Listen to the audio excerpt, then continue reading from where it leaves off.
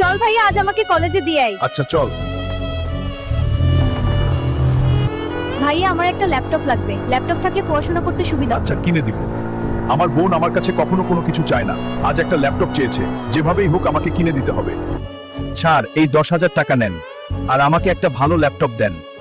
ফকিন্নির বাচ্চা 10,000 টাকা দিয়ে ল্যাপটপ কিনতে আসছে, এখনই একে বের করে দে। আমাকে ফকিন্নি বলেছিস তুই? একদিন সই শোরুমের মালিক হয়ে দেখাবো। একটি লড়াই প্রতিযোগিতা হবে, যে জিতবে সে পাবে 10 কোটি টাকা। এটা আমাকে জিততেই হবে। আজ তোকে হারিয়ে 10 কোটি টাকা নিয়ে হালকা আজ তোকে মেরে আলু ভর্তা করব। বন্ধুরা, আমার শক্তি কমে আসছে, সবাই সাবস্ক্রাইব করে আমার শক্তি বাড়িয়ে দাও।